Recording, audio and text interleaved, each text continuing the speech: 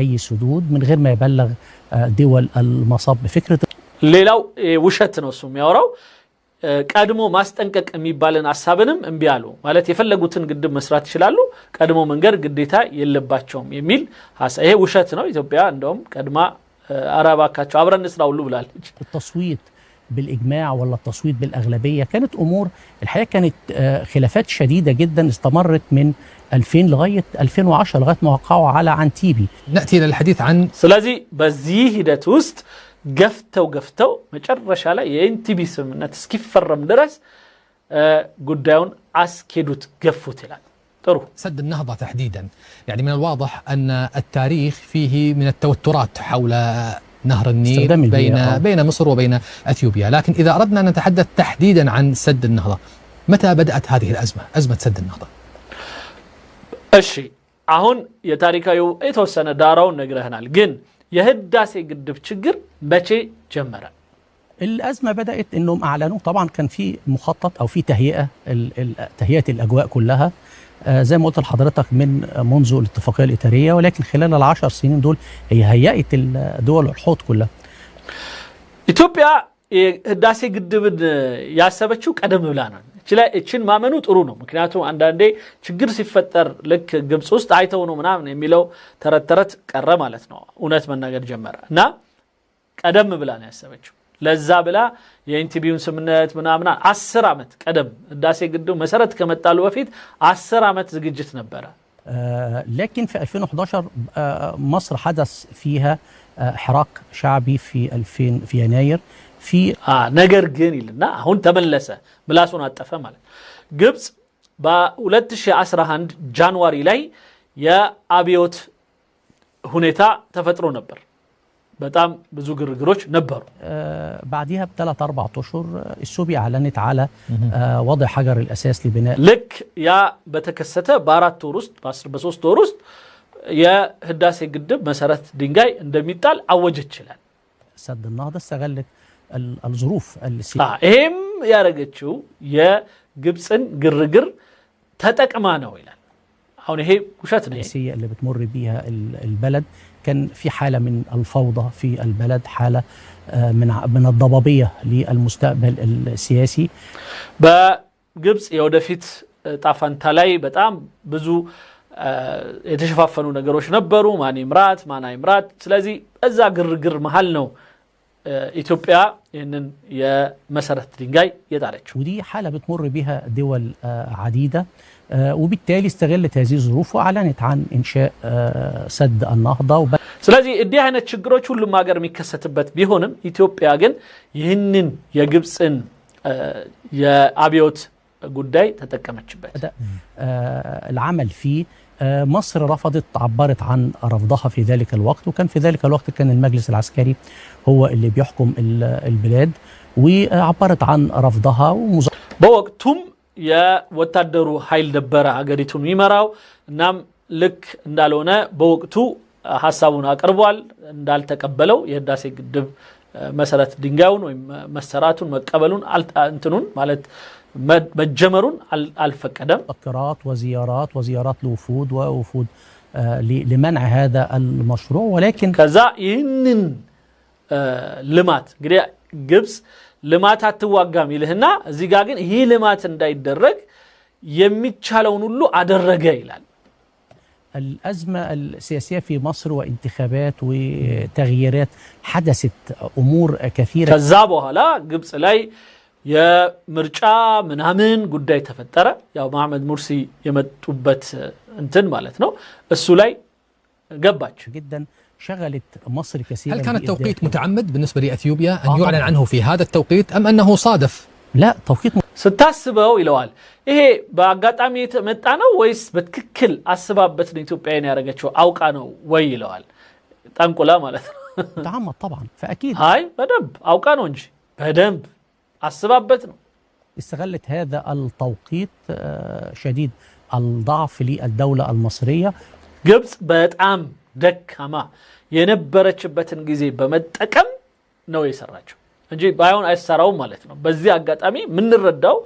የግብጽ ጭንቅላት የሚያምነው ኢትዮጵያ ውስጥ ምንም አይነት ግድብም ሆነ ልማታዊ ነገር ሊሰራ አይችልም ግብጽ ጠንካራ ሆና ነው እያለ ያለው ማለት وتحاول أن تفرض أمر واقع على مصر في بعيدا عن التاريخ. ስለዚህ ግብጽ ይህንን አጋጣሚ ማን ነው ይህንን ችግር በሚፈጠርባት ወቅት ኢትዮጵያ ይህን አጋጣሚ ጠብቃ ተጨባጭ የማናቀው ተጨባጭ ላይ አስቀመጠች لماذا تعتبر مصر أي نقص في مياه النيل خطر يهدد أمنها القومي ده خطر ለምንድነው ግብጽ ማንኛውም ውሃ በጎደለ ቁጥር እዛ ከተጠቀሙ ማለት ነው እኛ አይነቱ ሰው ጉዳት እንደሆነ ለምን ታስባለች خطر وجودي لماذا خطر حياة وموت لأن أنا بعتمد ምክንያቱም ይላል የሞትና የመኖር ጉዳይ ነው አይሏል ግብጽ ላይ እኔ ይሄን ውሃ ስጠጣ የሱ ሞትና ህይወት ጉዳይ ነው ማለት ነው እስኪ ልጠጣ ትንሽ ቢስሚላህ هذا نصيب اللواء محمد عبد الحامد أنا متأتوا مالته هكذا يعتقد هذا المسكين اللواء في مصر يعتقد أن شربة ماء الذي أنا أشربه الآن هو نصيبه هو هذه عقيدة مصري البلطجي العنتري مياسبوت النزين لمن دنو الزالي وهاسي التكمو أن أنت عندما تقودوا متاسبوت سيلو يموتنا يمنور قداي سلونا نويلوال على 97% من المية والشرب والزراعة من كل المية اللي عندي من مياه نهر النيل مكناتهم ميلال اني متقطاو مزرابات متقمو باتك علي 98 بمتو ويم 97 ይለዋል እሱ 97 በመቶ የሚሆነው የውሃ መጠን ከናይል ነው የሚመጣልኝ 97% يعني بدون مية ما فيش حياة ስለዚህ ውሃ ከሌለኝ ህይወት የለኝም النيل ده أنا عملت عليه حضارة استمرت آلاف السنين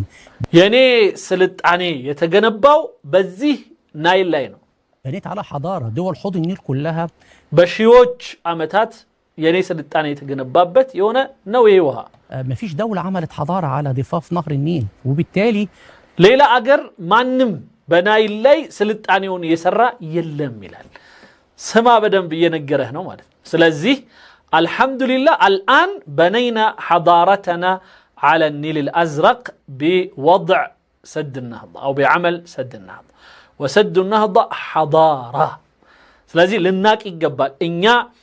نايلن لما جمّر جزي يسلطاني منش على الرجنو لراساتشن منك اسكازاري درس لليلا يسلطاني قبعات نبر ከዚህ በኋላ ግን ለኛ የስልጣኔ ግብአት ይሆናል አንደኛ ህዳሴ ግድብ የሚባል ስልጣኔ ያለ ይሄ በጣም ልዩ ነው ከኢኮኖሚ ከፖለቲካ ከተለያዩ ነገሮች ጋር ተያይዞ የሚገነባ ስልጣኔ ነው ልክ እንደ ከአስዋን ግድብ በኋላ ትልቁ ግድብ የነሱ ሰደል ዓሊ የናስር ሐይቅ የገነባውን ስልጣኔ ማለት ነው እሱን ኢንሻአላህ ጀምረናል ማለት ነው مصر كانت مهتمية بالنيل النيل እና ግብጽ ይላል በናይል ላይ በጣም ነው የምትሰራው በጣም ነው የምታስበው كيان وجودي في حياتي ما بالك من غير مياه النيل او لو المية دي قلت ايه اللي هيحصل ስለዚህ ግብጽ ይሄ ውሃ ካነሰ ወይም ከሌለ ምን ልትሆን እንደምትችል አስበው ይላል عطش والارض الزراعية هتسوء همشي ስለዚህ ጥማት ነው የሚመጣብን لا يخبره على أنه حجز 168 مليار متر مكعب احتياطي إن حصل أي جفاف حتى في أثيوبيا بإثيوبيا ليلاو كرتو درك انكوان بيمتا لسبات لسمن تامت يلتكم بات يميتشل وها አሁን እንዳለው መናገር አይችልም ይሄንን ግብጽ አያወራም እኔ لا ورا የሚገባኝ في غذاء وهستورد غذائي እና ከዚህ ነው እኔ መጠቃ አለ በለዛ እህሌን ከሌሎች ላመጣ ነው ማለት ነው وهستورد أسمدة لو الطم يتمنع عني هناك ሌላው ጭቃ ነው ትልቁ ነገር ከኔ ጭቃ በሚቀርብኝ ጊዜ የኢትዮጵያን መሬት ማለት ነው መሬት ቀረብኝ እያለቀሰ ነው የኢትዮጵያ መሬት ተሸርሽሮ እየመጣ ነው እኔ መዝራት የምችለው ግን ይሄ ጭቃ ሲቀርብኝ እርሻዬ ይዳከማል የግድ ማዳበሪያ ልጠቀም ነው ስለዚህ ማዳበሪያ ያለ መግዛት የኢትዮጵያ መሬት ተሸርሽሮ ودنسو بافر ملكو ميد اللبت هكذا يعتقد أيضا المصري الخبيث أن تربة البلد أثيوبيا لازم أن يذهب إليهم حتى يزرعوا ويستفيدوا وأما أنت خلاص ابقى فقيرا ومت عطشا وجوعا فلا يهم أنت أفريقيا عفرت ترجو يهدا أجره ليت عبتونم يا لزاف يا لمن بتكرم وها تترارجو ودن السوهدو يراساتشون سلطاني سيجنبا أنت سلطاني باينورهم هي ينسو تشجر هذا الحقيقة كوارث كبيرة جدا جدا في عدم وجود إذن المسألة هي مسألة لذي يوها لينا أدقا نوبك وجود يعني. سلازي أنت تنقرين إلى السم يا منور قدينو مالت قدايو يا منور قدينو طيب هل تغيرت نظرة مصر لعمقها الأفريقي بعد أن أصبح شريان الحياة مهددا من قبل الجنوب؟ اوكي سلازي አሁን ግብጽ አካሄዷ ተቀይሯል ማለት እንችላለን ከዚህ በኋላ የህዳሴውን ግድብ ያው ኢትዮጵያ ስለተሰራች እና ስጋት ላይ እንደተጣለች ካወቀች በኋላስ ነገሮች ተቀይሯል ማለት እንችላለን والله مصر علاقتها بافريقيا علاقه طيبه لكن ግብጽ ከአፍሪካ ጋር ያላት ግንኙነት በጣም ጥሩ ነው ይላል አዩ علاقه من አይነት ግንኙነት ነው ከግብጽ አፍሪካ ጋር ግንኙነት ከሞሮኮ ጋር ግንኙነቷ የተበላሸ ነው ከአልጄሪያ ጋር ግንኙነቷ የደከመ የተበላሸ ነው ከሊቢያ ጋር የተገንጣዮችን ያሰበች ከሷ ጋር ግንኙነታቸው ጥሩ አይደለም ሱዳን ጋር ያው እንደምናየው ነው አንዱን አግዛ አንዱ ላይ እየተጨፋጨፈች ነው ያለችው የትኛው ጎረቤቶች ጋር ነው ግብጽ ትክክለኛ የሆነችው እንዳው ጭራሽ ዘላ ራሱ ከኛ ጋር ሁሉ ይጣላች ነው ይሄንን ቢነግራቸው የለም محتاجة انها يجب مراجعة هذه العلاقة خاصة ان في فترة الخمسينات والستينات كانت علاقتي بافريقيا علاقة يعني نابعة من دبلوماسية جيدة من قوة ناعمة مصرية جيدة ግብጽ ይላል ከ60 በ60ዎቹ የጀማል አብዱ ናስር ጊዜ ምናምን የነበረው ነው ከአፍሪካ ጋር የነበራት ግንኙነትና ዲፕሎማሲዋ በጣም ቆንጆ ነበራል مصر كانت تنادي بالتحرر الوطني في فترة ሌላው ቀርቶ የነፃ አውጪ መሪ በአፍሪካ እንደሆነች ትታይ ነበር በቃ በደንብ አጋዥ ነበረች ነፃ ሊወጡ የሚፈልጉ ምናምን ከዛ ውስጥ አንዱ ነፃ ወጣን ብለው የሚያስቡት የኤርትራን ነፃ አውጪ ብለው የወሰዷቸውንና በነፃ አውጪነት ስም ተገንጣይን ያገዙበትና ኢትዮጵያን በነ ኢድሪስ አዋቲ በሚባሉ ዱርዮች ለማስገንጠል የመጀመሪያውን ጥንስስ የጣሉበት ጊዜ ነው እንደነ ዑስማን ሳልህ ሰቤ እና ሌሎችም ከዛ ኢሳያስ አፈወርቂ ደግሞ ከዛ በኋላ የተከተለ ማለት ነው እንደነዚህ አይነት ወንበዴዎችን አሰልጥና በካይሮ በአስመራ በኩል ኢትዮጵያ እንድትገነጠል ኢትዮጵያ የባህር በር እንድታጣ እየሰሩ ያንን የነጻነት እንትን ማገዝ ይሉት ነበር ሌላም አካባቢ ሊቢያም ላይ ምንም ላይ ብዙ ግፍ ይሰሩ ነበር عبد الناصر وكانت الدول الإفريقية كلها منتبهة لهذا الرجل اللي بيقاوم الاستعمار في كل منطقة ساعد العديد من الدول الإفريقية سلازي جمال عبد الناصر بوقتو يا ቅኝ ግዛት ጠላት ሆኖ የአፍሪካ ሀገራት በሙሉ ከቅኝ ግዛት ነፃ እንዲወጡ ያግዝ ነበር ያስተባብር ነበር በቃ አፍሪካ ምናምን ይጫወት ነበር የታወቀ ነው ለዛ ነው አባቶቻችንም ይወዱት ከዛ ደግሞ ከእስራኤልም ጋር እንደዛው እኛ የፍልስጤን አጋዥነን ብሎ በጣም የሚሰራቸው ፊልሞች ነበሩ አንዳንዶቹ የውሸት ቢሆኑም እና እኛ አናቀም የዛኔ ያው ጀማል ይያል ስም እናወጣለን على التحرر لكن للأسف ما بنيناش على هذا أو ما تدخلناش في المشاكل الإفريقية أنا عشت في الدول الإفريقية وإفريقيا محتاجة أن أنت تبقى معاها على طول وتحت ነገር ግን ይላል አሁንም እኛ በአፍሪካ ውስጥ የሚገባውን ያህል አልገባንም በችግራቸው ውስጥ አልገባንም ይላል كذين بلاي مقبات يفلق نبر مالتنا حتى يريد أن يدخل أكثر من فصله لأرتيريا من أثيوبيا وأكثر من حربه عبر الصومال لإثيوبيا عبر زياد باري ومساعداته الإرهاب في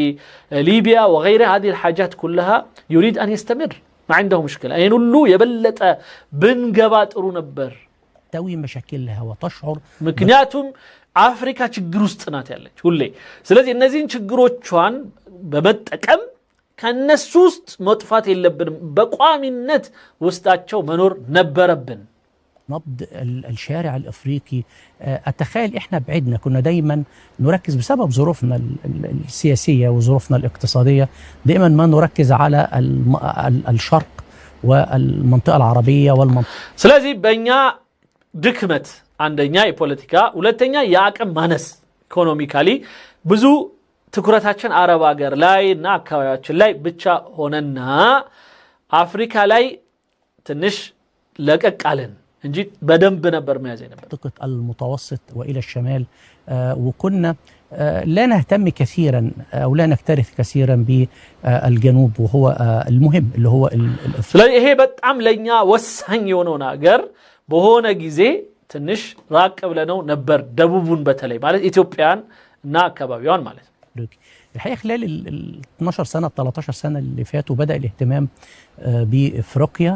ከዛ በኋላ አሁን ገና በ12 አመት ውስጥ ባለፈው ጊዜ አሁን ገና አፍሪካ ማለት ጀመረን ማለት ነው በአፍሪካ ጉዳይ ማሰብ ጀመረን ስለዚህ ነው አሁንም ኤርትራውያኖች እንዲያቆት ምንፈልገው አሁን ነው ገና የሚያስቧቸው ኢትዮጵያ የባህር ነገር ስትፈልግ መተው ኤርትራ አሉ እንጂ አያቋቹም እሱ የሚለው እንደዛ ነው ጭራሽ ተተናቸው ነበር ምንም አናቃቸው القيادة السياسية بتولي اهتمام شديد بالقارة الإفريقية خاصة منطقة حوض النيل ومش بس ስለዚህ አፍሪካ ቀንድ በተለይ ደግሞ የውሃ ሀገር ባለቤቶችን በሙሉ በደንብ መያዝ ነበረብን እሱን አላረግንም حوض النيل لا ده بقى في تعاون مشترك مع كل دول حوض النيل وما زلنا بنقدم المساعدات الفنية والمساعدات التقنية وليس حوض النيل بس فقط ولكن كمان ከዛ በኋላ አሁን እቺ 12 አመት ባለፈው የተለያዩ ሀገራትን ማገዝ ጀመረን በውሃቸው ላይ በእርሻ ላይ በብሳት ያው ግን ሚላት በሙሉ ምንድናት እቺ ትንሽ ውሃ ምትሄድላቸው ሀገራት ኢትዮጵያን ግን በፍጹም ሊያግዟቸው لا يمكن ان يساعدوا اثيوبيا لانهم يعرفون انهم اذا ساعدوا اثيوبيا يظنون ويعتقدون ان المياه ستقل ኢትዮጵያ ውሃ ከተጠቀሙ ትንሽ እንደሚጎል ስለሚረዱ ስለሚያስቡ ኢትዮጵያን ያግዙ በፍጹም ብዙ ውሃ ደግሞ ሄድላቸው ከኛ ነው منطقة وسط افريقيا منطقة شرق افريقيا حتى القرن الافريقي علاقات طيبة مع السودان ومصر ليها تواجد في الصومال مع جيبوتي مع اريتريا ስለዚህ ይላል አሁን ላይ ግንኙነታችንን በደንብ ያጠናከርን ነው ከሱዳን ጋር ከሶማሌ ጋር ከጅቡቲ ጋር ከኤርትራ ጋር ናምን مع كل الدول علاقات لكن هل هذا حبا فيهم لا خبث وإحاطة بأثيوبيين وخنقهم نين اللو جن لإثيوبيا فكرنا ميساروت ويم لنسو فكرنا ميساروت يرتران بتأم ودواتنا نو مشترك فعليا الآن أثيوبيا أصبحت من دولة لا تأثير لها في النيل إلى لاعب رئيسي في تحديد مصير مياه النيل ኢትዮጵያ አሁን ላይ የናይል ጉዳይ ላይ ተጠቃሚ እና ዋና አገር ከመሆንም ባሻገር በውሃው ላይ እንዳሻት የማድረግ አቅም ገንብታለች ማለት እንችላለን طبعا وهذا በርግጥ الامر كان على حساب مصر ይሄ ማለት بግብጽ ሂሳብ ላይ ነው ያመቻቸ ነው የሚሰጠው በቃ እሱ ራሱ ያመነበት طبعا على حساب المنطقه كلها الحقيقه يعني ربما انا مركز على مصر بصفة خاصة لكن إثيوبيا لقيت نفسها بيسموها أبراج المياه إثيوبيا كجبس جابتش هذا اللي مال عند التقالي يا وها من ريبالو يا وها ماما تبلانو متتر إلى أبراج مالت ماما يا وها ماما تبلانو متتر في أفريقيا تاني أكبر دولة فيها نسبة مياه عالية أوي سلازي ኢትዮጵያ ማለት ከሁሉም ሀገራት ትልቅ የውሃ ብዛት ያላት ሀገር ናት ስለዚህ ትክክለኛው لو كان يعتقد هذا لساعد اثيوبيا مش الافارقه وكذا በትክክል እውነት ይሄ ነገር በትክክል እንደሚለው በትክክል ለኛው ይሄዳለው የሚባል ቢሆን ኖሮ ከኢትዮጵያ ጋር ነበር መስራት የነበረበት ምክንያቱም ብዙ ውሃ ያለው ኢትዮጵያ ጋር ነው ግን የኢትዮጵያ ውሃ አይ እንዲነካ አይፈልግም የማማው እንዳለ ውሃው የማማነታችን የውሃ ማማነታችን የሚፈልገው ለግብጽ ነው ለኛ እንዲጠቀም አይፈልግም بينزل عليها امطار في السنه حوالي 938 አሁን ቁጥር አይፈሩም ብያችኋለሁ አይደል ሲሲ አልፎ 600 ሚሊያር ይላል بدر عبد العاطي يقول رقم انتنا رقم هذا رقم አሁን እሱ እንደውም ጭራሽ በስሙኒ ሂሳብ ሁሉ በሳንቲም ዝርዝር ሁሉ ይናገራል 932 ቢሊዮን ሜትር ኪዩብ 932 እንደዚህ ማለት እኮ በጣም ይከብዳል ለመዋሸት እኮ እንደዚህ ዝርዝር አድርገ መዋሸት በጣም ይከብዳል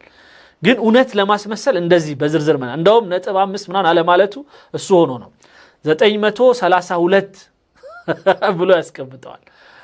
هكذا لا يخاف المصري من الارقام يرميها جزافا ولا يستحي ويكذب وهو هكذا معتدل እንደዚህ ቁጭ ብሎ ከረባቱን ለብሶ በደንብ ሲዋሽ ويحكي رقم لا ما انزل الله بها من سلطان ምንም አይነት መጽሐፍም እውቀትም ምንም አይፈልግም በቁጥር ደረጃ ሲነሳ የኢትዮጵያ የውሃ ጉዳይ ላይ ሲነሳ ሲፈልግ 1600 ይላል ሲፈልግ 900 ይላል ሲፈልግ 932 ይላል ቁጥሩ ይገርማል በጣም مليار متر مكعب امطار وعندها 120 مليار مياه جاريه فاغنى እንደገና ይላል 120 ቢሊዮን ሜትር ኪዩብ የሚሆን የሚፈስ ውሃ አላት በወንዞቿ ምናምን ማለት دولة غنية جدا بيئة ስለዚህ ኢትዮጵያ በውሃ በጣም ሀብታም የሆነች ሀገር ናት المياه هي لا تحتاج مياه ስለዚህ ውሃ انا ያስፈልጋል باخد من النيل الازرق حتى ዋናው ትልቁ ነገር ይሄ ነው ማለት ስለዚህ ውሃ ያስፈልጋትም በተለይ ጥቁር አባይ ያስፈልጋትም هذا التفكير الغبي في مصر وها ያስፈልጋትም በቃ لا تشرب ولا تحتاج ኢትዮጵያ ያስፈልጋትም ውሃ በቃ ጥቁር አባይ በተለይ ያስፈልጋትም ለምን ቢባል አዋሽ አላት ለምን ቢባል ዋቢ ሸበሌ አላት ለምን ቢባል ሌላ አላት በቃ ስለዚህ ሌላ ውሃ ስላላት ጥቁር አባይ ያስፈልጋም 50 مليار لي انا والسودان هذا لا يمثل 5% من ለምን ቢባል ይሄ 50 ቢሊዮን ሜትር ኪዩብ ያለበት የጥቁር አባይ እኔና ሱዳን እንካፈለውና እንጠቀመው እንጂ ለግብጽ ለኢትዮጵያ ካላት የውሃ ብዛት ሲታይ 5% እንኳን አይመጣም ይሄ ሌላው የግብጽ ትርክት ነው لكن في اثيوبيا نحن نستخدم 70% من هذا الماء الذي يقول هو اننا لا نحتاجه فهو كذب وزور እኛ አንፈልግም ምንባለው በትክክሉ ሲታይ ግን 70% ምንጠቀመው ይሄ ነው اللي بتسقط على اثيوبيا ولكن الهدف الاثيوبي بالاساس هو هدف سياسي هدف جيوسياسي ስለዚህ ይላል የኢትዮጵያ ዓላማ በዚህ የግድብ ሂደት ከጥቁር አባይ ጋር በተያዘ ማለት የህዳሴ ግድብ ጉዳይ ላይ ዓላማውና ግቧ ይህንን ውሃ በመያዝ የአካባቢውን ጂኦግራፊ መቀየር ነው የምትፈልገው ይሄ ማለት የበላይነቷን ኃያልነትን ምናምን ለማረጋገጥ ነውና ፖለቲካ ጫና ለማሳደሪያ ምናምን ነው እንጂ የምትፈልገው ውሃውን ለመጠቀም አይደለም እነሱ ግን ናስር ሐይቅ ሲገነቡ ግን ለቱሪዝም ይጠቀሙታል ለእርሻ ይጠቀሙታል ለበሳሰሉት ለጥቅም ለነሱ يعني مصر تبني وتحجز ما شاء الله 168 مليار متر مكعب حتى تستثمر اما اثيوبيا لا عشان السياسه هذا هو البطيخ ثم هدف اقتصادي لكن هو جيوسياسي لإعادة كذا بولا ነው አለ የኢኮኖሚ ጉዳይ ይመጣው ዋናው ጂኦሲያሲውን የፖለቲካውን ዲሞግራፊ ወይም አካባቢውን የመቀየር በቃ እዚህ ጋር ነው ውሃው እዛ ጋር የነበረው ወደዚህ መጣ የናይል ባለቤት የነበረችው ግብጽ ነበረች አሁን የናይል ባለቤት ኢትዮጵያ ሆነች እንደዚህ እንዲባል ነው የሚፈልገው التوزيع القوة في المنطقة إعادة እናም የአካባቢውን ኃይል በስናይ የኛ ጋር የነበረውን ኃይል ወደዚህ ማምጣት ነው የምትፈልገው ኢትዮጵያ صياغة للقوة في المنطقة ليس ስለዚህ የአካባቢውን ኃይል ወደዚህ ሚዛኑን ማምጣት فقط مع مصر عملت على نهر النيل الأزرق في 4 سدود مش سد النهضة فقط هناك سدود በነገራችን ላይ ኢትዮጵያ ግድብ ስትሰራ የመጀመሪያው አይደለም ብዙ ግድቦች ሰርታለች ለምሳሌ በዋቢ ሸበሌ ላይ ግድብ ሰርታለች هناك سد على نهر عطبر انا اثيوبيا ሌላው የተከዜ ውሃ ላይም እንደዛው عطبرة يلوتال النسو الزلايم قدب سرتالج يلي منها 3 أنهار ليس النيل الأزرق فقط نهر السباط وده بيصب في النيل الأبيض اللي هو جاي من المناطق الاستوائية ثم النيل الأزرق وده أكثرهم بيجي لي منه أنا والسودان حوالي 50 مليار متر مكعب سباط ميبال اللات هي بارو ميلبالو يمسلنيال كذا እንደገና ደግሞ ተከዜ ያላት ከዛ ጥቁር አባዩ ነው ብዙ 50 ቢሊዮን ሜትር ኪዩብ አካባቢ ለኔና ለሱዳን የሚሰጠኝ ይላል ከዛ ውጪ ከኒል ያም እኮ ደስ ግብጽ ነው የሚሄደውና ከነጭ አባይ ጋር ተቀላቅሎ ደግሞ የሚሄደው ሁለት ሌላ ውሃ አለ ثم بعديه بشويه كده نهر عطبره وده برضو عملت عليه سد እዛ ሌላ አጥበራ ላይ ደግሞ እዛው ተከዜ ላይም ደግሞ ግድብ ሰርታበታለች ادي الثلاث انهار اللي بيدخلوا مصر وبعدين كمان في نهر بيروح كينيا اسمه نهر اومو وضعت عليه 3 ሌላው ኦሞ የሚባለው ወንዝ ላይ ደግሞ ሌላ 3 ግድብ ሰርታበታለች سدود سد اومو 1 اومو 2 اومو 3 ይሄ ጊቤ 1 ጊቤ 2 ጊቤ 3 እያለች የሰራችው ኢትዮጵያ 3 ግድብ በኦሞ ላይ ነው سد عملاق والآخر وأكبر كمان في ارتفاعه وكل هذه السدود تمس مصر؟ እነዚህ ግድቦች ግን ግብጽን ይነካሉ تمس المنطقة كلها تمس አይ ሁሉንም ነው አካባቢውን ነው የሚነካካው دول الجوار اللي የአካባቢ የጎረቤቶችን ሁሉ ውሃ ነው متزقوا إثيوبيا الذي يمس مصر فقط أو اللي بيضر مصر هم الثلاث سدود فقط السباط والنيل الأزرق ونهر عطبرة يا جبسن ميقوداو يا تكازيو نا يا بارو لا يتسرعوا كالا نا ليلاو يا تقور عباي السلين لكن أنا بشرح لحضرتك إزاي هي وظفت المية في الضغط على كل دول الجوار جن لنجريه فلكوت إثيوبيا انديت وهان ጎሮቤት ሀገርን ለመጫኛ እንደምትጠቀምነው አሁን لو كانت إثيوبيا كما يكذب هو كيف كينيا وجيبوتي والصومال يأتون لحضور حفل افتتاح سد النهضة بس عند ጥያቄ ብቻ ብትጠይቁት ለዚህ መልስ ያጣል ለምን የሶማሌ መንግስት የኬንያ መንግስት የጅቡቲ መንግስት እንደዚሁም የደቡብ ሱዳን መንግስት የኢትዮጵያን ህዳሴ ግድብ ምርቃት መተዋል እውነት ኢትዮጵያ ግድብ ሰርታ እነሱን ብትጎዳቸው ኖሮ በግድብ ጉዳይ ላይ የግድብን ምርቃት ለመጣድ ይመጡ ነበርን የሚል ጥያቄ በቃ በዚህ ጥያቄ ብቻ የዚህን ሰውዬ ውሸታምነት ማፍረስ ይቻላል يعني ضغط شديد لصناعة نفوذ استراتيجي في المنطقة ይሄ ኢትዮጵያ በአካባቢው ላይ የበላይነትንና ጫናን ለማሳደሪያ የምትጠቀምበት ሂደት ነው عملت هكذا مع كينيا 3 ይሄንን ከኬንያ ጋር አድርገዋለች حدود على نهر اومو 3 ግድብ ደገመው በኦሞ ላይ النهر ده بيصب في بحيرة اسمها بحيرة توركانو እና ቱርካኖ የሚባል አንድ ሐይቅ ላይ ነበር ይሄ ውሃ የሚሄደው بحيرة من البحيرات الأثرية أكبر بحيرة مياه عذبة በጣም ምርጥ የሆነ የውሃ የመጠጥ ውሃ ያለበት የሆነ እንትን ነበር ምንድነው ሐይቅ ነበር المنطقة البحيرة تقريبا جفت بسبب هذه በዚህ ምክንያት ቱርካና የሚባለው ወይም ቱርካኖ የሚባለው እንትን ሐይቅ ደርቋል ይላል ይሄ ውሸት ነው ቱርካኖ ብላችሁ ግቡና ሐይቁን ምን እንደሚመስል ይሁት ويكذب وليس فيه أي مشكلة تركانو لم يجف وهو بخير وهو موسمي إذا جاء مطر يمتلئ وإذا لم يأتي يعني كبقية البحيرات لكن دمان يوم هايكوش بونز ميمولا سلهونا يوها متن بزاب على جزي بزايلال بانسا جزي ينسال انجي بفتسهم درك يميلو يسو درك انا درك وشتنا السدود ناهيك عن زنبلن ገብተን አሁን ላይ ያለው የቡሃይራ ቱርካኖ ይዘት ምን ይመስላል ብለን ዝም ብለን እኔ ቻት ጂፒቲን እጠይቀዋለሁ ዝም ብዬ ገብቼ ማለት ነው ለምሳሌ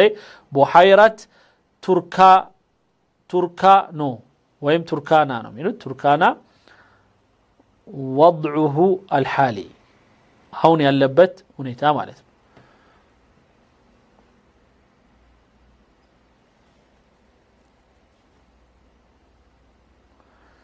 በአሁኑ ሰዓት በጣም ከፍተኛ የውሃ መጠን እያሳየ ያለበት ሲሆን ከ8 እስከ 10 ሜትር ድረስ خلال السنوات 15 الماضية ላለፈው 15 ዓመት በዚህ መልኩ የነበረ ሲሆን በአሁኑ ሰዓት ግን ከ8 እስከ 15 ሜትር ከፍታ ይገኛል مما أدى إلى غمر قرى ومبان وطرق ومناطق الرعي حول البحيرة በአካባቢው ላይ በቱርካና ሐይቅ ላይ ያለው አካባቢ ሰዎች ቤታቸው እየሰመጠ እንደዚሁም የተሰሩ የሆኑ የተላሉ መንገዶች እንደዛው በውሃ ሰጥመው እና የተለያዩ ጥፋቶችን እያደረሱ ይገኛሉ والله አሁን ማብረዘ ተጠውራት الحاليه በአሁኑ ሰዓት የቱርካና ይዘት ምን ይመስላል ብዬ ቻት ጂፒቲን ስጠይቀው ارتفع منسوب المحيرة بنحو 8 إلى 10 أمتار كسمنت اسك 10 متر كف بمالتو يتنسى ከዚህ በፊት ከነበረው ከ15 ዓመት በፊት ባልታየው ሁኔታም ከፍ ብሎ በአሁኑ ሰዓት طرق مباني مناطق እና ራዕይ ይላል አካባቢ ላይ ያለው እርሻም ጭምር እያጥለቀለቀ ይገኛል توسعت مساحة البحيرة بحوالي 10% مقارنة بما كانت عليه قبل عقد تقريبا ከዚህ በፊት 10 ዓመት ከነበረበት የቡሐይራ ውሃ በአሁኑ ሰዓት 10 በመቶ ከፍ አለ ይላል ይሄን ኢንሻአላህ አረብኛ ፕሮግራም ሰራበታል የሱን ውሸት እና የቡሐይራ ቱርካና ፎቶ አለ አሁን ሁላችሁም ገብታችሁ لمثال تأثرت الثروة السمكية بسبب تغير أماكن تكاثر الأسماك وتغير نظام البيئي للبحيرة ليلاو قرتو بزيه تركانا يبالو وهالاي بتعام የውሃው መጠን እየበዛ እየተደፋ ምን ይያለና የተለያየ ሞገድ እየፈጠረ እንትኖቹን አሳዎቹን ጉዳት አድርሶባቸዋል ይላል ሌላው የዚህ የቱርካና ውሃ በጣም ከፍ ማለት ምንድነው እየተባለ ምርምር እየተደረገበት ነው ይላል ለምሳሌ ሞንጋባይ ኒውስ የሚባል ገብታችሁ ማየት ትችላላችሁ ሞንጋባይ ኒውስ የሞንጋባይ የሚለው ቃሉ ራሱ ከኬንያ የመጣ እንደሆነ ነው እና يعتمد اكثر من 80% من مياه البحيره على اومو ريفرس القادم من اثيوبيا ግን ይሄ ምንድነው ስሙ ቱርካና ሐይቅ 80% የሚሆነው ከኦሞ ሪቨር ወይም ከኦሞ ወንዝ የሚሄድለት ነው ይላል ስለዚህ ይላል مشاريع السدود والتنمية الزراعية في حوض أومو تؤثر في النظام المائي للبحيرة عندنا يجدب مبزات يوهاون متن بتوسن درجة تتصنو يسدربتال በጣም የተወሰነ ደረጃ እዚህ ጋር እንግዲህ ያለው ይሄ ነው USGS የሚባል ሌላ አንድ ጥናት የሚያመለክተው ነው ማለት ነው ይሄ ምንድነው 80% ይህ የውሃ የሚመጣላቸው ከኢትዮጵያ ነው ስቲል እየተጠቀሙበት ነው እንደውም እንደዚያው ክረምት የሚመጣበት ወቅት ደግሞ በጣም ብዙ ጉዳት እንደውም እያደረሰ ነው ማለት ነው ስለዚህ ይልና በአጠቃላይ በኢትዮጵያ በኩል ይላል እንደዚሁም ይሄ በተሰሩ ግድቦች ምክንያት ራሱ ነው የሚለው ይሄ ቻት ጂፒቲ ላይ ምንም አይነት ትልቅ የሚባል ችግር አልተጠቀሰም ባለፉት 10 ዓመታትና ከዛም በላይ ማለት ነው እና ይሄ ሐቅ ነው مكتوب في حتى اي واحد يستطيع ان يقرأه لكن هذا الدجال ይሄ እንደዚህ አይነቱ አምታች ጀዚራ ጋይዶ ግን የሚለው ምንድነው ቱርካና ደረቀ ብሎ ያወራል درك ما يستحيي يقول البحيرة التركانة جفت وهذا كذب وهراء بتعم ياسازن وشتام سون أكثر من 500,000 هاجر غيرت من الطبيعة الجغرافية والطبيعة الديموغرافية للسكان عندي الصومال في نهرين النعم يلال يا كبابيو አሁን የሚባለው እዚህ ጋር የተነበበላችሁ ባለፉት ጊዜያቶች በሙሉ ውሃው እየበዛ ሰዎችን በጣም እየጎዳ ነው ሚና ግን እሱ በተቃራኒው ደርቆ አካባቢ ላይ በሚሊዮኖች የሚሆኑ ሰዎች እየተሰደዱ አካባቢው እየተቀየረ መጥቷል ይላል ሶማሌም እንደዛው ይላል ጆባ ወሽፔሊ حط ጁባ የሚባልና ዋቢ ሸበሌ ጉባ ለማለት ነው ወይም ጎብ ምንድነው የሚባለው የኛ ወንዝ ስሙ እና ከዋቢ ሸበሌ ጋር አብሮ ገናሌ እና ሌላም አለ እና እነዚህ ወንዞች እንደዛው አለ صدود على نهر شبيلي اللي داخل الصومال አሁንም ከዋቢ ሸበሌ ወደ ሶማሌ የሚሄደው ወንዝ ላይ 3 ግድብ ሰርታለች ኢትዮጵያ ይላል ሌላ الصومال استغلت حالة الليونة في الصومال በግብጽ ማነው በሶማሌ ያለውን ደካማነት የእርስ በርስ ችግር እየተጠቀመች ኢትዮጵያ ግድብ ሰርታባቸዋለች አሁን ደግሞ ዋቢ ሸበሌ ያለውን ደግሞ እንትን ነው አሁን ያለበትን የዋቢ ሸበሌ የወንዝ እንትን ማለት ነው ዋቢ ሸበሌ ወይም ሸበሌ ነው የሚሉት እነሱ ዋቢ ሸበሌ